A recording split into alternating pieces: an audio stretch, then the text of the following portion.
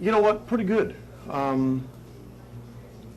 I thought as he got into the game, you started to see him, get after his fastball a little bit.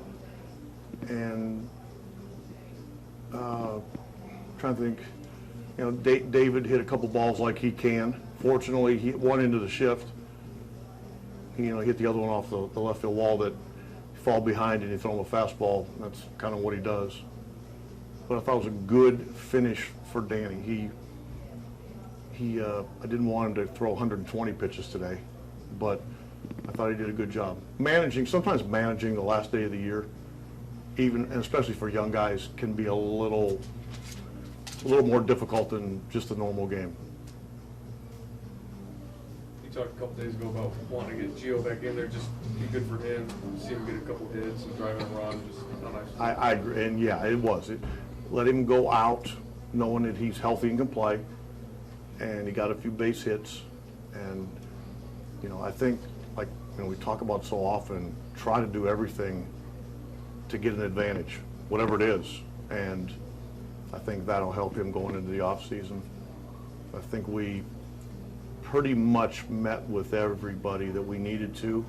There might be a couple follow-ups, just like with Danny, because he's pitching today.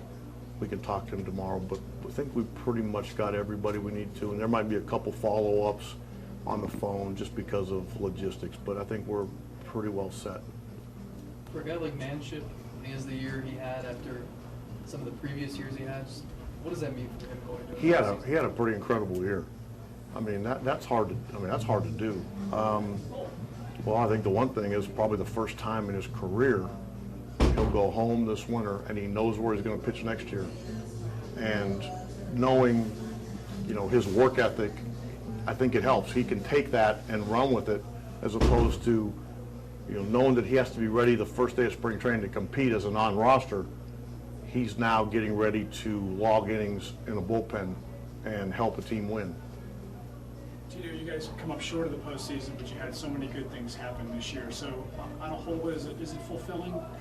And again, I'll try to get my thoughts more in order Tuesday when we talk. I told our guys today, one, that I really appreciated the group in there.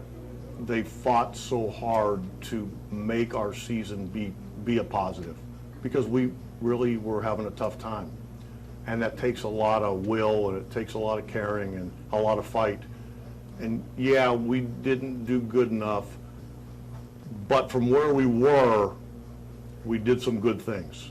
And the hope is that you build off of that. Not that, I don't think anybody ever was like you take a deep breath, like, oh, we salvaged whatever. That's not the reason. It's just always trying to get better. And we did it with some younger guys that I think is good. And I also think there was a lot of learning that went on, and myself included. I thought some of the enthusiasm of the younger guys kind of rubbed off. I think we were forced there for a while, because we were spinning our wheels. We were all forced to kind of dig deep and try to figure out how we're going to do things better. And I think, if anything, it probably brought a lot of us closer. I know Chris and his guys, and the coaches and the players, we endured it, and I think we'll be better for it. Last night you said if you finish with a winning record, it's really just one game, and kind of a cosmetic thing. Do you feel any different now? No, that's kind of what I meant. I really did mean that. I still get nervous during the ninth because it was it was a game, and I always do. I probably get a little more nervous, maybe personally, for some of our guys in a situation like this.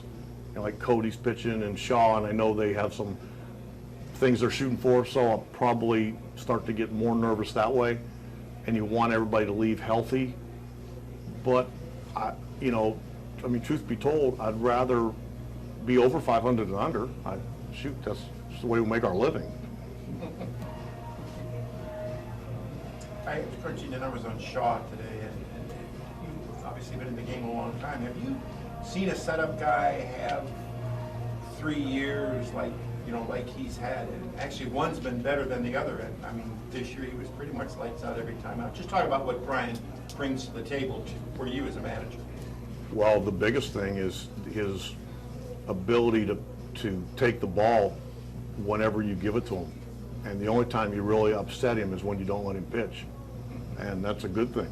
I mean, he like you said, 3 years now, he pitches. And he's learned to get left-handers out much better. He's durable, and he's good. I mean, shoot, he's like, the reason you're asking those questions is because of his level of consistency and durability.